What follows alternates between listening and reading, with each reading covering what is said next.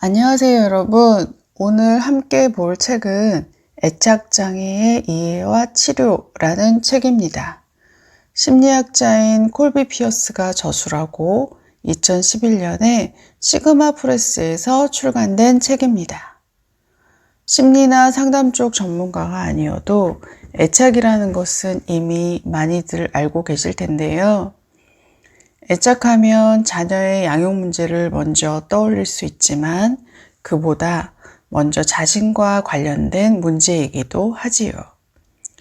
이 시간을 빌어 지금은 어른이 되었지만 자신의 어린 시절이나 아직 채 자라지 못한 우리 내면에 있는 아이를 들여다보는 시간이 되었으면 좋겠습니다.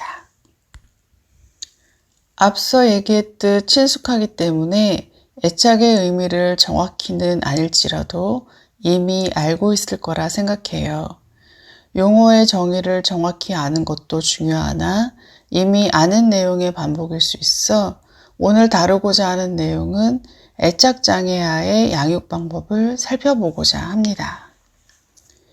양육 방법이라 하면 언뜻 자녀의 양육이 떠오르겠지만 오늘은 자신의 결핍을 이해하거나 내면에 존재하는 아이를 다시금 양육해보는 시간으로 활용해 보시기를 권합니다. 시간이 지났다고 해서 내 부모가 그때 못해줬다고 해서 영영 기회를 놓친 것은 아닙니다.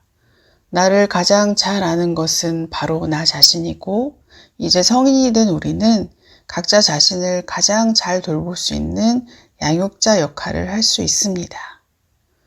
꽤 희망적으로 들리지 않나요? 이 시간이 끝날 때쯤 여러분이 희망을 많이 느끼게 되기를 기대하며 이야기 시작하겠습니다. 태어날 당시의 아이는 보호와 양육을 전적으로 어른에게 의존한다.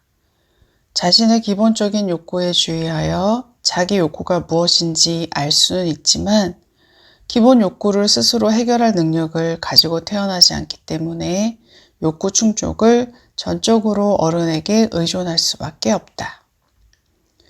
자신의 신체적, 정서적 욕구에 지속적으로 그리고 정확하게 주목하는 어른이 아이를 돌봐줄 때 아이는 어른을 금방 달려오고 관심을 기울여주는 사람으로 인식하고 자신의 욕구에 민감하게 반응해달라고 어른에게 의존할 수 있게 된다. 또한 자신을 위한 결정을 해주고 위험으로부터 지켜주며 발달을 촉진하는 어른을 경험함으로써 아동은 양육자를 돌봐주는 사람으로 지각하게 된다. 이 믿음과 지각을 토대로 당당하게 세상 속으로 나아가서 실패에 대한 큰 두려움이 없이 탐색하고 도전을 받아들이고 그 결과로 발달과 적응의 모든 측면이 증진되는 것이다. 하지만 건강한 애착을 맺지 못한 애착장애아는 부정적 애착 표상을 갖게 되어 양육자를 안전하지 않게 인식하거나 무기력한 사람으로 인식하여 친밀한 사람에게도 의존을 하지 못하거나 자신의 안전감을 증진시키기 위해 타인을 조종하기도 한다. 애착장애아까지는 아니더라도 불완전 애착의 경우도 자기, 타인, 세상 속에서 자신의 위치를 확신하지 못하게 되고 자신이 어디까지 받아들여지는지 끊임없는 한계를 시험하게 된다. 결과적으로 끊임없이 확신하지 못하는 사람이 되는 것이다. 애착장애아는 자주 만성적인 과각성 상태에 있다. 이유는 비일관적인 위로를 받았기 때문이다.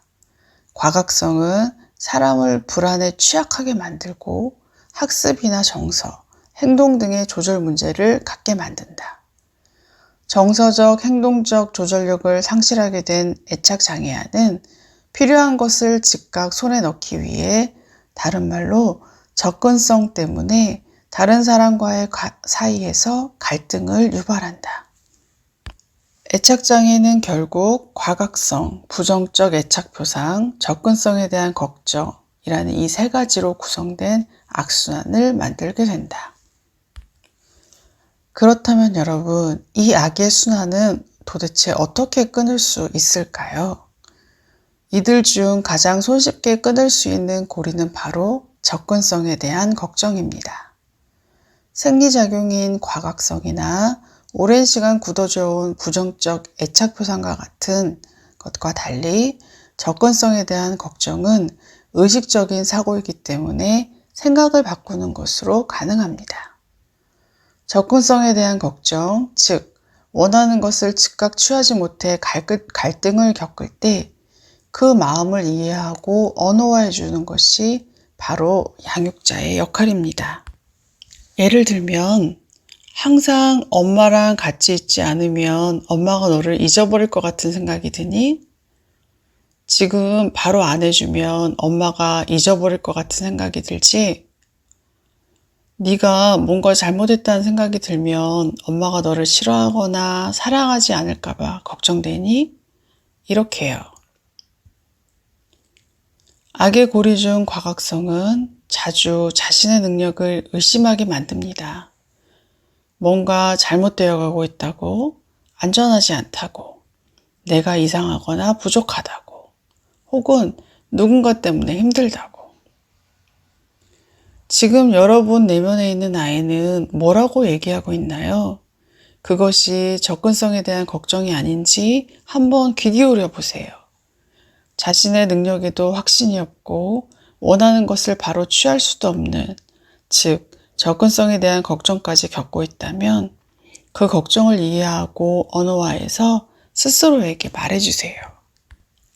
열심히 하고는 있는데 그것이 생각대로 잘 안 될까봐 걱정이 많구나.